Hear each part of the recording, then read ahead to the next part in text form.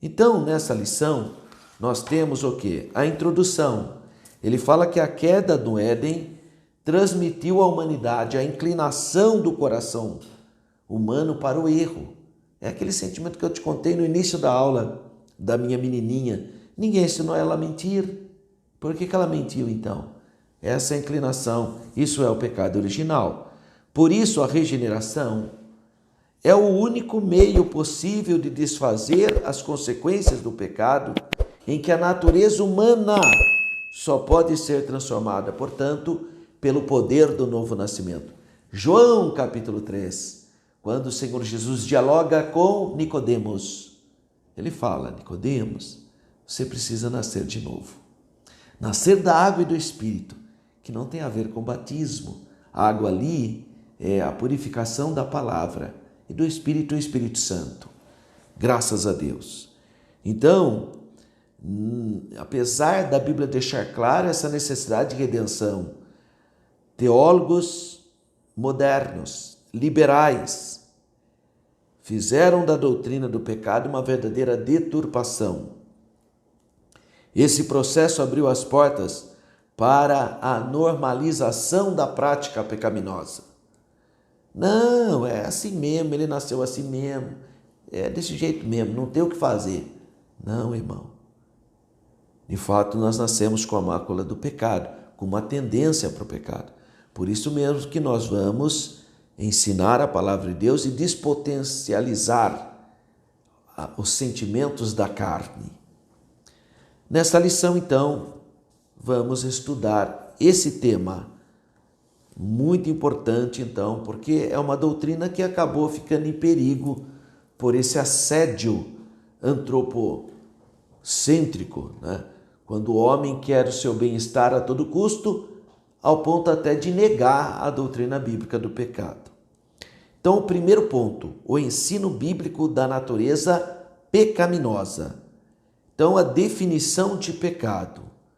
Dentre os termos para pecado, nós destacamos, então, a expressão hebraica para o pecado, que é o ratá, que a gente traduziu por chatá, né? O significado, errar o alvo. Isso que é pecado, errou o alvo. A mãe do John Wesley, o grande pastor que era anglicano e depois organizou, né, basicamente o metodismo, o pastor José, ou o clérigo John Wesley, ele fala que ele nasceu de uma família cristã muito piedosa e a sua mãe, Susana Wesley, ensinou os filhos a palavra de Deus. E quando ele era estudante, rapazinho, um dia ele escreveu para a mãe dele: mamãe, o que é pecado? Ele fez essa pergunta para a mãe dele. E essa mulher piedosa, mas simples, respondeu para ele: filho, pecado é tudo aquilo que aborrece a Deus. É tudo aquilo que te distancia de Deus. Foi a resposta da mãe de John Wesley, Susana Wesley. Então, do hebraico ratá, ou chatá, significa errar o alvo. O correspondente grego, qual é a palavra grega para hamartia? Hamartia seria, então, a ideia de erro moral. Erro moral. Assim, a Bíblia define o pecado como a transgressão à lei de Deus. A palavra abrange não apenas errar o alvo, mas deliberadamente acertar o alvo errado. Parece que é um jogo de palavras apenas, mas não é. Olha só. Não se trata apenas de errar o alvo, mas conscientemente acertar o alvo errado. Olha que coisa. Então trata-se de rebelião. Pecado é desobediência contra Deus e contra sua santa e bendita palavra. Além disso, o pecado afasta o homem de Deus, fazendo pecar também contra o próximo. Porque a pessoa que não teme a Deus, irmãos, ele não está nem aí com ninguém, não. Vocês estão entendendo o que eu estou dizendo? Como é importante uma fé bíblica, Porque uma pessoa que realmente diz que ama a Deus, isso reflete no amor ao próximo. Amar a Deus sobre todas as coisas, quer dizer, o relacionamento vertical. Amar a Deus sobre todas as coisas. São os 2 mandamentos ditos pelo Senhor Jesus, o Messias. Amar a Deus sobre todas as coisas, relacionamento vertical. E a seu próximo como a ti mesmo, relacionamento horizontal. Amar a Deus sobre todas as coisas, relacionamento vertical. E ao seu próximo como a ti mesmo, relacionamento horizontal. Então, a fé verdadeira bíblica em Deus faz com que eu respeite, ame e acolhe todo ser humano. Por mais excluído que ele seja na perspectiva espiritual ou material, social. Os sãos não precisam de médicos, são os enfermos. Então, todas as pessoas tornam-se objeto do amor de Deus. Quem ama a Deus, ama também o ser humano. Respeita, compartilha a palavra com amor, com carinho, com temperança. Então, essa é a nossa fé. Omitir em fazer o bem é pecado. Você pode fazer o bem e não faz, você está pecando, irmãozinho. Portanto, pecado é a condição do homem não regenerado e só pode ser expelido por meio do novo nascimento. Lembra que o Senhor Jesus falou para Nicodemos, Evangelho de João, capítulo 3? Essa reconciliação do homem com Deus só é possível através do Senhor Jesus. João, capítulo 14, versículo 6, o Senhor Jesus diz: eu sou o caminho. Olha o artigo definido. Eu sou o caminho. Não é ou um dos caminhos. Não. Eu sou o caminho. Jesus diz: eu sou a verdade absoluta, não relativizada por ninguém. Jesus é a verdade. E ele diz: eu sou a vida. Jesus é a vida. E ninguém, olha de novo a palavra ninguém, nenhum ser humano chegará ao Pai se não for através do sacrifício expiatório do Cordeiro de Deus. Se não for através de Jesus, ninguém chega ao Pai. Não tem jeito, irmão. Não vai. Pode fazer boas obras, pode ser sinceramente errado, pode ser o que você quiser. Ninguém chega ao Pai. É a declaração do Senhor Jesus. João 14, 6. Eu sou o caminho, a verdade e a vida, e ninguém vem ao Pai senão por mim, porque o Senhor Jesus é a porta da salvação. 1.2, a universalidade do pecado. O ser humano foi criado em estado de inocência, sem pecado. Ele foi dotado de livre-arbítrio, por isso que ele escolheu a coisa errada, porque ele era livre para escolher. Ele não foi predestinado a pecar. Claro que já estava na presciência de Deus, né? Porque Deus sabe de tudo. Então, uma coisa é a presciência, outra coisa é a predestinação. Deus sabia porque Deus sabe de tudo, mas ele não predestinou. Ele não falou assim: eu vou criar o Adão vai ter que pecar, e depois que ele pecar, ele vai ter que... Não foi isso, irmão. Senão, então é um teatro, né? Já está todo mundo está fazendo seus papéis aí. Não é isso. Deus criou o ser humano, assim como criou as criaturas espirituais também. E deu-lhes o livre-arbítrio, que é algo extraordinário. O livre-arbítrio me dá a capacidade de eu não ser manipulado, né? Porque se você já foi predestinado por algo, você não tem escolha. E se você não tem escolha, você não tem responsabilidade. Como você vai ser responsável de algo que você foi predestinado? Você tem que fazer aquilo. Não tem jeito. Está predestinado. Você vai ter que fazer. Bom, mas então se você vai ter que fazer, você não tem responsabilidade. Você não é responsável pelo seu ato. Você é obrigado a fazer. Essa foi a discussão, inclusive, em um livro muito interessante da judia filósofa Hannah Arendt. Ela escreveu um livro chamado A Banalização do Mal, que faz uma análise do julgamento de Eichmann, lá em Jerusalém, aquele carrasco nazista. Porque se você foi obrigado a fazer algo, se você não teve livre escolha, então como você vai ser responsabilizado? Então essa é a discussão e é um livro muito perturbador. Chama-se A Banalização do Mal, de Hannah Arendt. Um livro difícil de ler, inclusive, mas que fala o julgamento em Jerusalém do carrasco nazista. Porque a questão é exatamente essa. Você só pode ser responsabilizado se você tiver livre-arbítrio. Se você não tiver o livre-arbítrio, você não pode ser responsabilizado. Está entendendo? Não tem jeito de você. Como que eu vou te responsabilizar de algo que você é obrigado a fazer, que você não tem escolha? Você não tem para onde ir. Você tem que fazer aquilo, você não tem outra solução. Então, como você vai ser responsabilizado? Essa é a questão ética que nós temos que compreender. Então, Deus não te predestinou, não te obriga a fazer isso. Você vai escolher.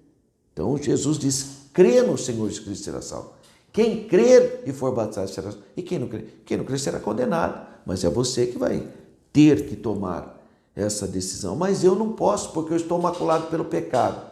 Verdade. Você não pode mesmo. Quem vai fazer isso? O Espírito Santo. A graça de Deus vai tocar no seu coração, restaura o seu livre-arbítrio para você tomar a decisão. Mas é uma decisão que você terá que tomar. Então, a universalidade do pecado. Então, todos pecaram. Mas apesar da corrupção feita pelo pecado, a natureza humana pode ser eficazmente regenerada pela fé no sacrifício expiatório de Jesus. 1.3, a corrupção total. É o termo que a gente usou. Como eu disse, os calvinistas usaram a depravação total, né? Usa esse nome. Bom, a corrupção total, então, é o estado de corrupção mental, moral e espiritual da natureza humana. Nesse aspecto, a inclinação para fazer o que é errado é resultado do pecado. É aquele sentimento. Lembra que eu iniciei falando sobre isso. Por causa da queda, todas as áreas da nossa vida foram afetadas, foram corrompidas. E essa corrupção impede do homem tomar a iniciativa no processo da salvação. Então não tem jeito de você falar, olha, sabe, professor Alberto, estava tomando um cafezinho, aí de repente eu mesmo resolvi aceitar Jesus como meu Salvador e hoje eu estou liberto. Não, irmão, não foi assim, né, irmão? Tudo bem, se tomar o cafezinho você podia tomar mesmo, não tem problema. Mas é o Espírito Santo que toca em você. O primeiro ato sempre é de Deus, irmão. Eis que estou à porta e bato. Glória a Deus. Olha que coisa bonita. Você aceitou Jesus porque o Espírito Santo tocou no seu coração.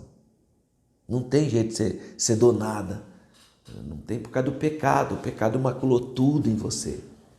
Todos os seus sentidos, tudo te degenerou. O pecado fez isso.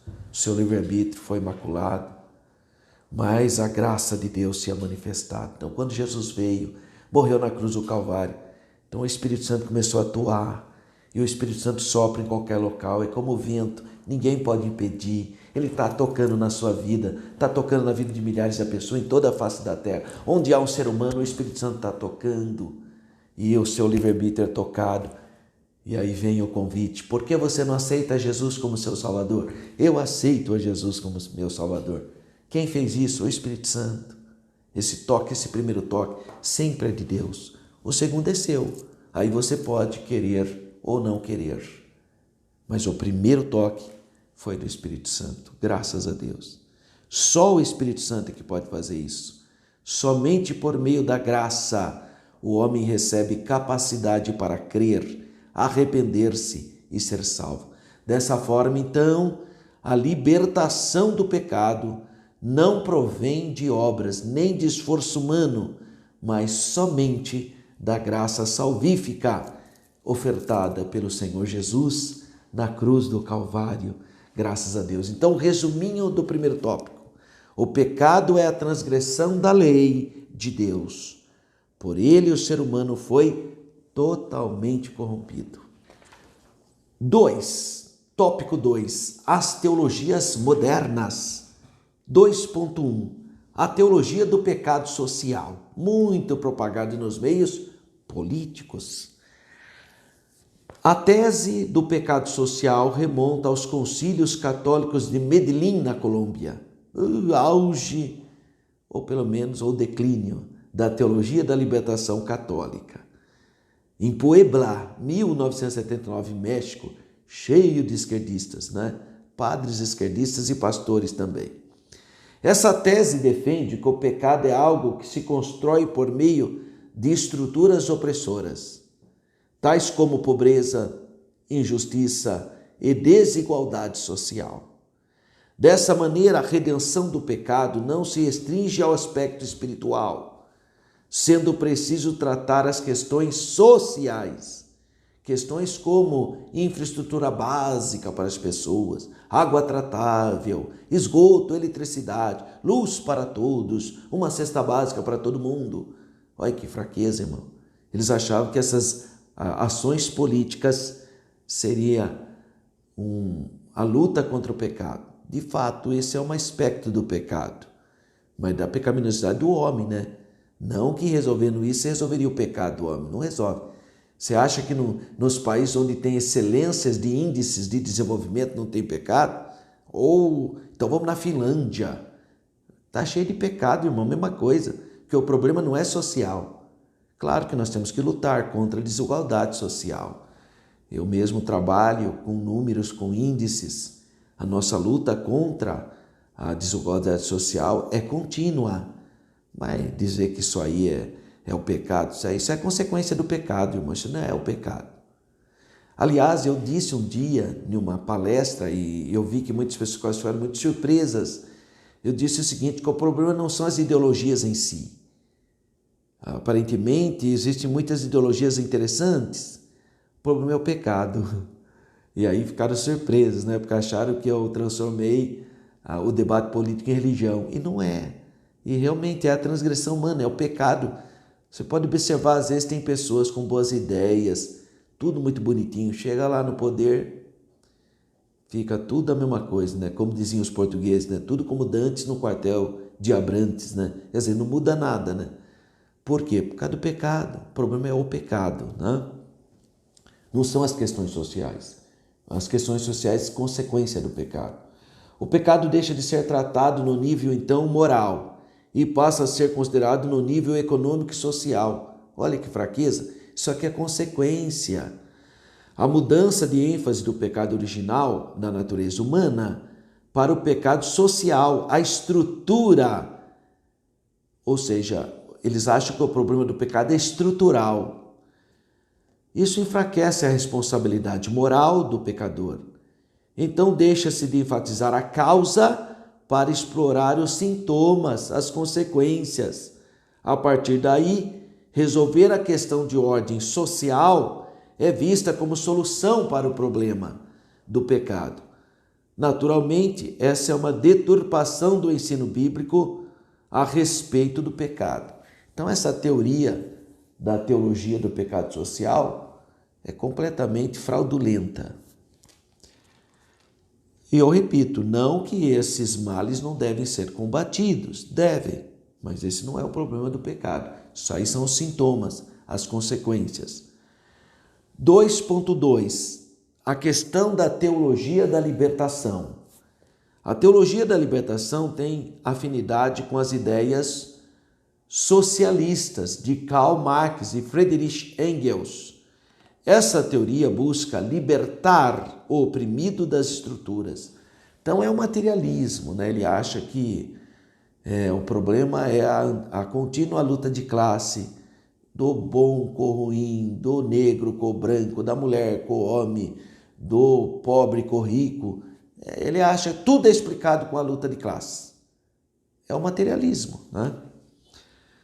Então, eles vão trabalhar, e os expoentes mais importantes da teologia da libertação, que são grandes teólogos católicos, né? Como o Gustavo Gutierrez, do Peru, ou o brasileiro, o ex-frei Leonardo Boff. Para eles, então, o estudo teológico não deve estar centrado nas doutrinas bíblicas para libertar o homem do pecado, mas na indignação social para libertar o homem da injustiça social, econômica e cultural.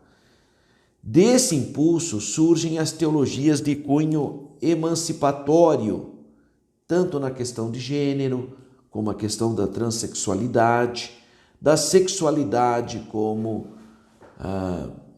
a questão dos relacionamentos homoafetivos e também das etnias. Uma das suas vertentes é a teologia da missão integral, que é TMI. E aqui eu quero fazer uma ressalva que eu já vi muita gente boa envolvida com isso, mas como inocente útil. É aquilo que eu digo de novo, ou sinceramente errado. Tá? Mas a TMI também está dentro de muitas igrejas evangélicas. O grande impacto dessas influências é que a fé cristã é reduzida à militância política, socialista e muitas vezes até marxista, né? As pautas sociais e progressistas são disfarçadas de evangelho. E aí os valores morais do reino são postos em segundo plano. Eles transformam então o evangelho em inconformismo, criticismo e assistencialismo, em expressões políticas, inclusive ideológicas. E 2.3, liberalismo teológico. Após então a reforma protestante de 1517, 31 de outubro, com Martinho Lutero, floresceu o liberalismo. O liberalismo teológico realmente é um filhotinho do mundo secular. Porque o que acontece? O protestantismo, quando ele veio com sua ideia de só Bíblia, só fé, só Jesus, só a graça e a Deus a única glória, ele desconstruiu o mundo católico, que na época estava saindo do medievalismo. O mundo católico era extremamente mágico, cria em bruxa, cria em tanta coisa. Era um mundo mágico do catolicismo medieval. O misticismo católico é assim, né? Crê em umas coisas meio assombração, sabe essas coisas meio estranhas. O protestantismo é racionalista. Que é isso? Não existe bruxa com vassoura voando para baixo para cima. Não existe duende, não existe fadinha. Tem o protestantismo na sua racionalidade. Gestou uma coisa chamada secularismo. Os protestantes que deixaram a espiritualidade nessa perspectiva de racionalidade tão grande que eles acabaram até deixando até Deus, de tanto secularismo. E é no mundo protestante que criaram as expressões secularistas. Todo mundo sabe que é o protestantismo que avança na questão da separação do Estado, da religião, por exemplo. É uma conquista protestante. Outro dia na Câmara Municipal de Campinas, outro dia não, né? Quando eu estava lá, um desses de partido de esquerda nos atacou, falou que os evangélicos são tudo mistura religião e falou tanta coisa. Então eu disse para ele, você conhece história? Porque quem inventou o secularismo foram as religiões de matriz protestante. O secularismo. Você vê, os Estados Unidos é um dos países mais evangélicos que existe na face da Terra. São os Estados Unidos. Tem denominação evangélica que não acaba mais. Tem para todos os gostos, para todos os tamanhos. Estados Unidos. É lá que se criou a primeira democracia da face da Terra. Os Estados Unidos nasceu com essa proposta protestante. Por quê? Porque no Estado protestante se trabalha a ideia de que o Estado não pode ser confessional. Por que ele não pode ser confessional? Porque ele tem que acolher a todos. Então tem 50 denominações. O Estado não pode ser de ajudar nenhuma denominação. Tem que ajudar a todas, em outras palavras. O Estado vai acolher todos da mesma maneira. Isso é secularização. Separou. O Estado não pode ser religioso. Era diferente do Império Brasileiro. A maioria das pessoas eram católicas, então a religião oficial era católica. Era uma religião oficial. No universo protestante não é assim. Tem muitas denominações. Então, já que tem muitas, então o Estado vai cuidar de todas sem prejudicar ou beneficiar uma especificamente. Isso é Estado secular. O problema hoje é que tem gente que pensa que secularismo é sinônimo de ateísmo. Não é. Estado secular é uma conquista do mundo protestante, que pensou o seguinte: bom, já que tem um monte de igrejas, então vamos fazer o seguinte, não vamos beneficiar nenhuma especificamente e não vamos perseguir nenhuma especificamente. Seja o que você quiser. Ah, eu quero ser testemunha de Jeová. Amém, vai, seja. Ah, eu quero ser mórmon. Ah, eu quero ser espírita. Ah, eu quero ser kardecista. Ah, eu quero ser católico. Ah, eu quero ser pentecostal. O que você quiser. O Estado não vai entrar nessa seara. Ele vai proteger todos. Você tem o direito de ser o que você escolher. Isso é o secularismo.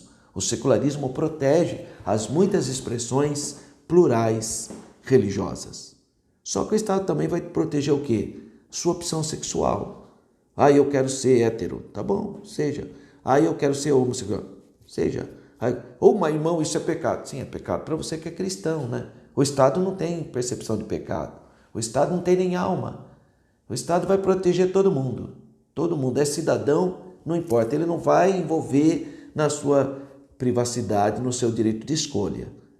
Ah, irmão, eu quero pescar todo final de semana. Vai, pô, é seu. O Estado vai garantir as estradas para você levar a sua vara de pescar e ir lá.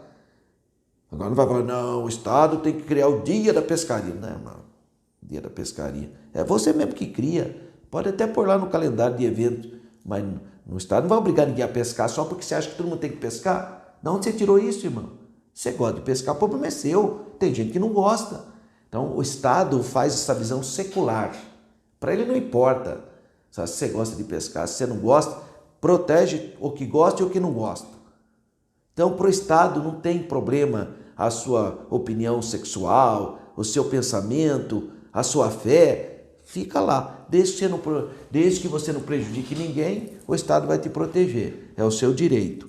Então, essa é a visão. Então, o protestantismo gestou esse Estado secular. De fato, é mesmo.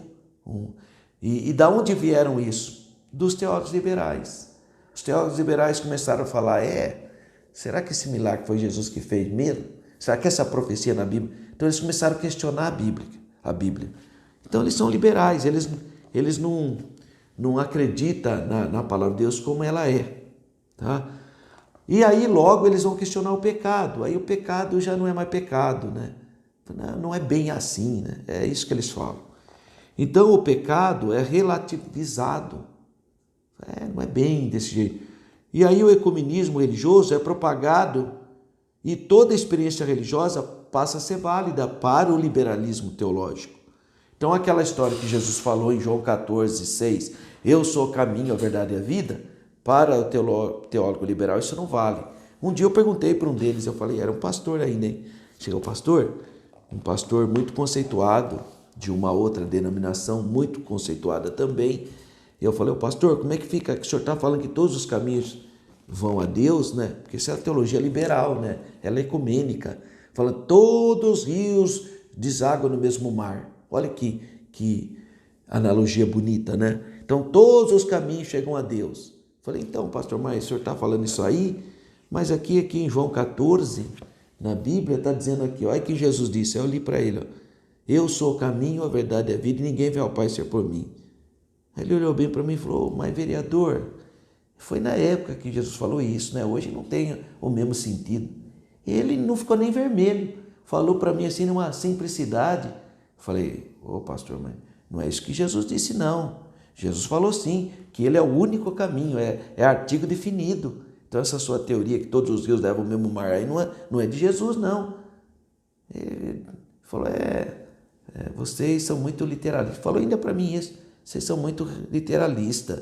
Não pode ler a Bíblia assim, dessa maneira que vocês não. Não, mas Jesus está falando, eu sou o caminho. Ele está falando, mas não é bem assim. Eu falei, meu Deus do céu. É difícil. A gente tem que ter um picuá, como diz o jundiaiense, né? Tem que ter para suportar essas coisas que só Deus na causa, né?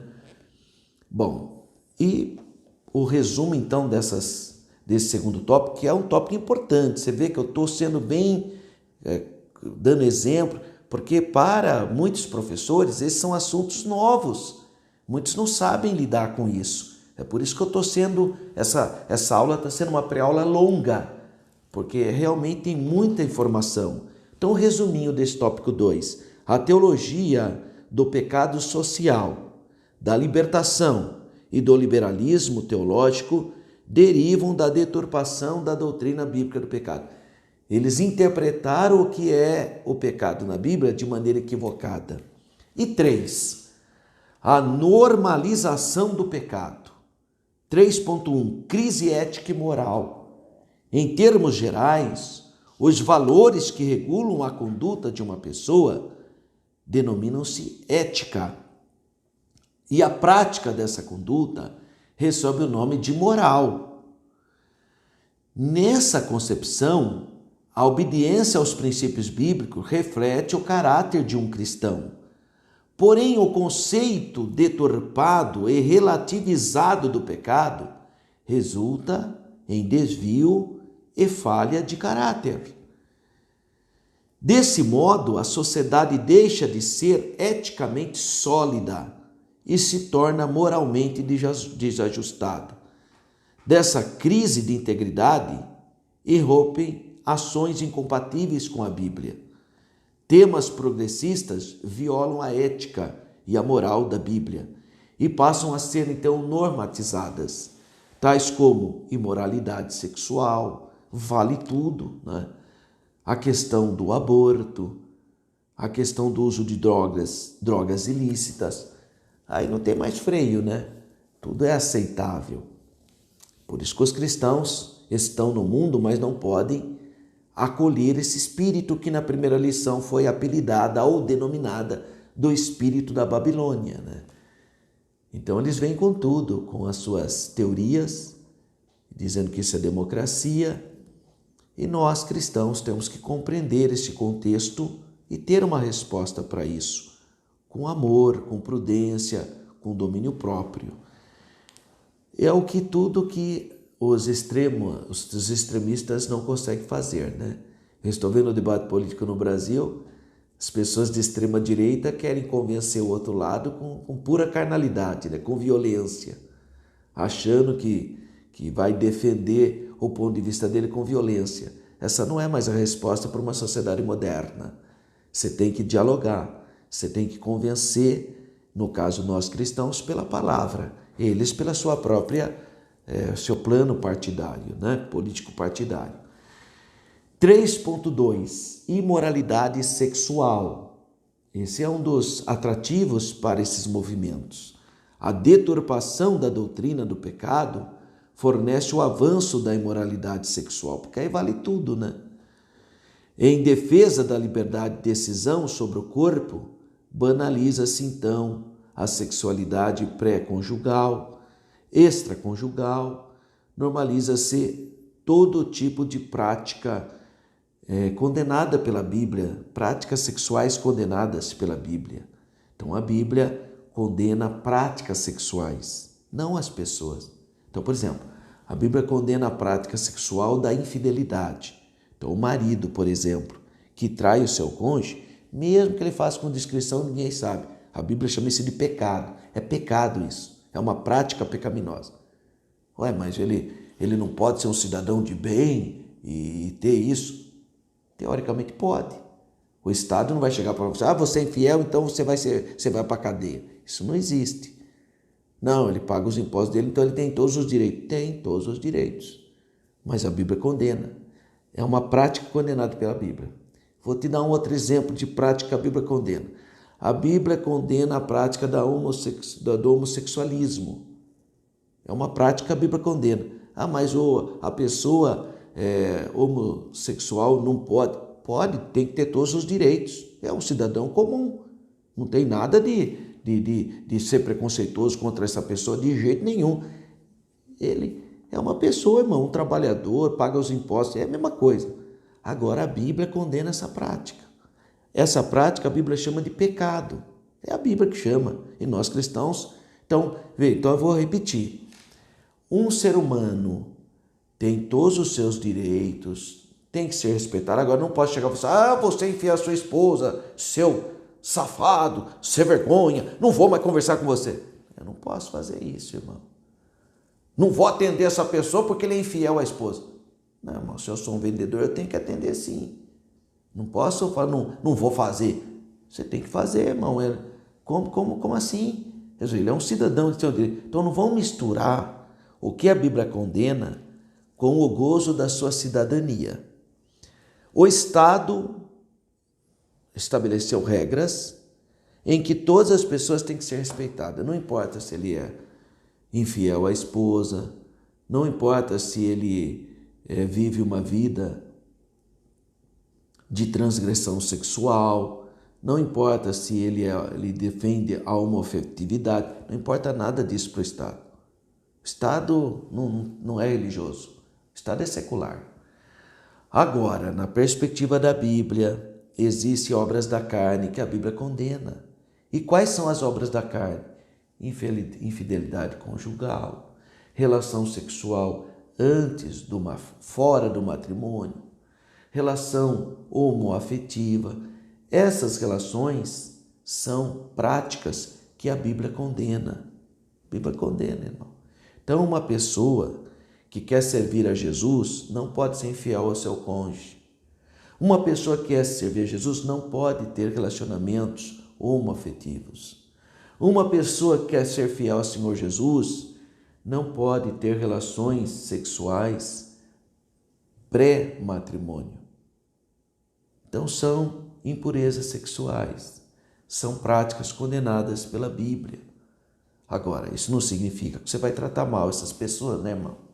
Só porque ela desobedece à palavra de Deus, você vai agir para aí. Você não está nem exercendo a sua fé cristã, porque o cristianismo ensina nós a amar as pessoas, ensiná-las, respeitá-las, não rotulá-las. É muito feio quando eu vejo um crente zombando de uma pessoa homoafetiva.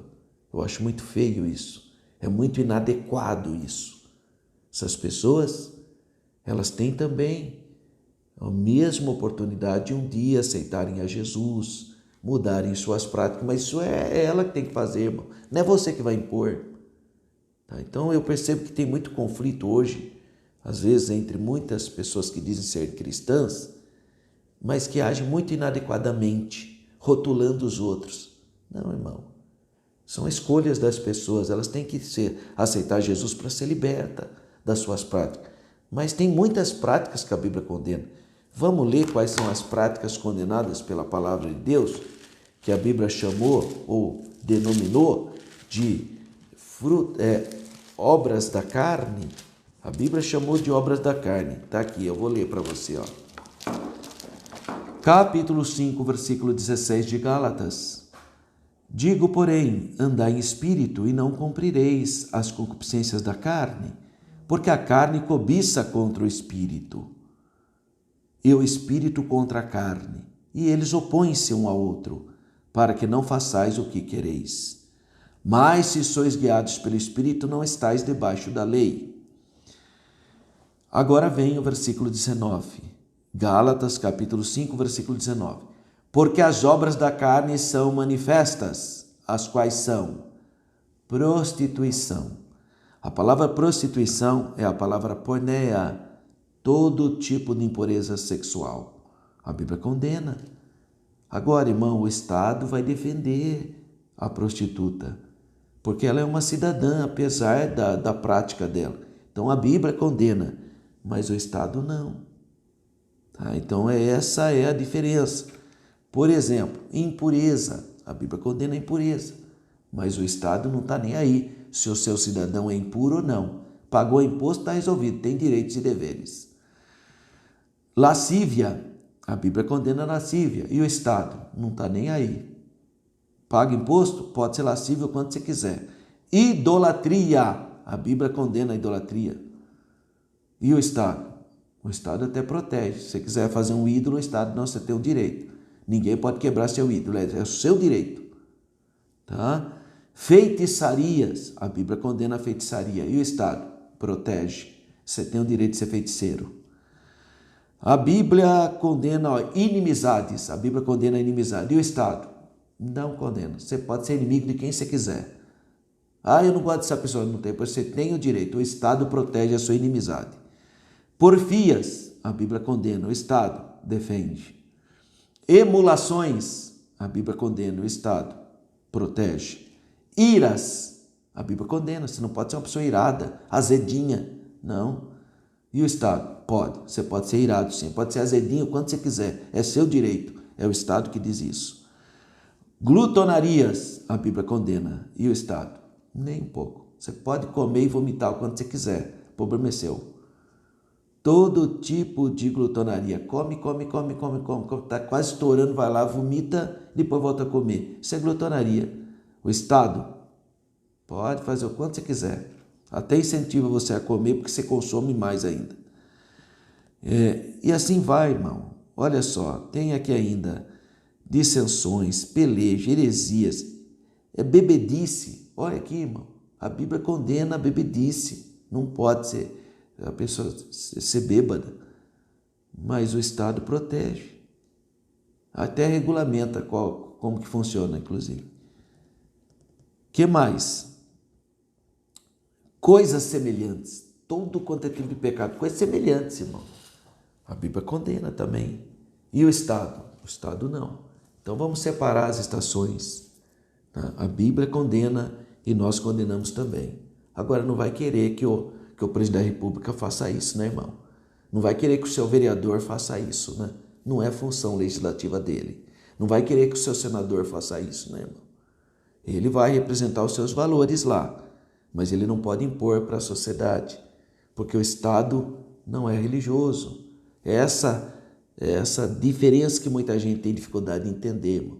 A pessoa fala, você vê, olha lá, o prefeito é crente, mas olha, ele apoiou a festa do São João. É lógico, irmão, ele tem que apoiar toda a diversidade religiosa. Você vê, o prefeito é crente, mas ele deixou a passeata da LGBT. Mas lógico, essas pessoas têm o direito, o Estado é laico, é livre. Então, e tem gente que não entende isso, irmão. Tem gente que acha, falou, sabe uma coisa, vamos votar em um presidente cristão, porque ele vai proibir o carnaval. Você está sonhando? Vai proibir nada, ele não pode. Então o Estado é uma coisa, a fé é outra. E nós precisamos ter esse discernimento. Mas a Bíblia condena toda a imoralidade sexual e nós vamos continuar condenando toda a imoralidade sexual. Todos os pastores, os obreiros, os professores de escola dominical vão condenar, porque a Bíblia condena. Só é pecado contra Deus. 3.3, a dessacralização da vida. Olha que coisa. Eu anotei aqui no meu celular e eu quero compartilhar com você algo que me chamou muito a atenção quando eu vi esse tema. Falei, olha que tema interessante. E eu li isso na imprensa secular, tá? Não pensa que eu tirei isso de algum comentário bíblico, alguma coisa. Não, é da imprensa secular mesmo, tá? É secular isso. Olha que coisa. É um fato cientificamente comprovado que a vida humana tem início na fusão do óvulo com o espermatozoide, quando se forma o zigoto, que começa a existir e a operar como uma unidade desde o momento da fecundação. Possui um genoma especificamente humano que lhe confere uma identidade biológica única e irrepetível. Portanto, uma individualidade dentro de uma espécie que é humana. É o executor do seu próprio desenvolvimento de maneira coordenada, gradual e sem solução de continuidade. Veja que interessante. Isso aqui foi dito no 7º Conclave Brasileiro da Academia de Medicina, realizado no Rio de Janeiro, entre os dias 7 a 9 de maio de 1998. Isso aqui foi redigido por médicos, por cientistas. Está dizendo que, cientificamente comprovado, que a vida humana tem início na fusão do óvulo com o espermatozoide. São milhares de espermatozoides, só um que fecunda. Mas a hora que fecundou ali, é alguém que já tem o genoma humano. Portanto, é uma vida. Portanto, é um ser. Esse ser, portanto, tem direito, porque todo ser humano tem direito. Portanto, o embrião tem direito. A mãe tem direito. O pai tem direito. A sociedade tem direito. Todos têm direito. Se você fizer o aborto, você tira o direito daquele ser humano. Ah, mas é o direito da mãe, da mulher. Sim, o direito da mulher não pode sobressair o direito do embrião, o direito do pai, o direito da sociedade. Então, se nós vamos falar de direito, todo mundo tem direito. E é por isso, então, que nós temos que tomar cuidado quando a gente diz, eu tenho direito. Mas tem outras pessoas que também têm. Isso é viver em sociedade democrática, respeitar o direito de todos. Nós vamos entrar nesse assunto especificamente porque as pessoas têm a noção equivocada de que a questão do aborto é uma questão religiosa. Não é. É uma questão biológica. É uma questão científica. Vamos discutir isso com propriedade. E aqui o tópico 3 vai falar sobre a dessacralização da vida. As Escrituras ensinam que a vida humana é sagrada, porque tem origem divina. Por conseguinte, a vida é inviolável e deve ser valorizada. O corpo humano deve ser cuidado, alimentado e preservado. Não obstante, a vulgarização do pecado fomenta ideologias que desprezam a sacralidade e a dignidade humana. Propala-se a autonomia incondicional sobre o próprio corpo. Aquela ideia, um filme que foi feito por artistas, muitos protagonistas de novelas da Rede Globo, que dizia, meu corpo, minhas regras. Será? Então, nós temos que entender e compreender que reivindicar a pessoa usar drogas, prostituir-se, abortar, cometer crimes, suicídio, eutanásia, tudo isso é dessacralizar a vida. O corpo é o templo do Espírito Santo, portanto, ele não pode ser profanado. Todo cristão tem que estar bem claro isso. Nós somos defensores da vida, como a Bíblia nos orienta. Então, resuminho do tópico 3. Quando se normaliza o pecado sobre uma crise ética, quando se normaliza o pecado, sobra uma crise ética e moral, bem como a dessacralização da vida. A vida perde o valor para uma sociedade que abandona a ética.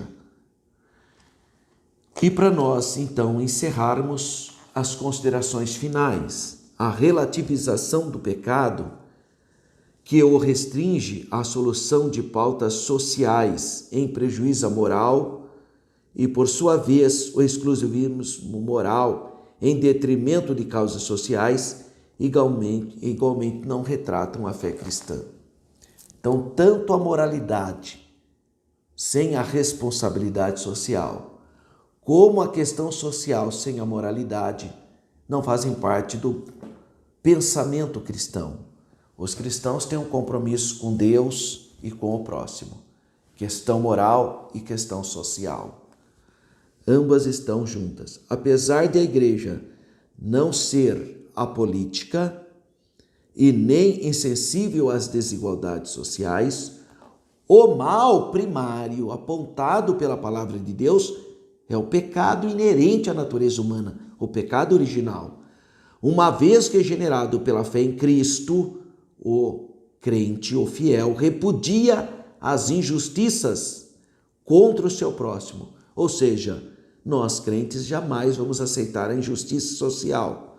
A igreja atuante é aquela que ainda milita na terra contra a carne, contra o mundo, contra o diabo, contra o pecado e contra a morte. Que Deus te abençoe, você que é professor, você que é aluno. Eu espero que você tenha tido uma dimensão, como é complexo e como tem muito conteúdo a lição de número 2, uma lição muito importante. Que Deus continue abençoando a sua vida. Fique na paz do Senhor.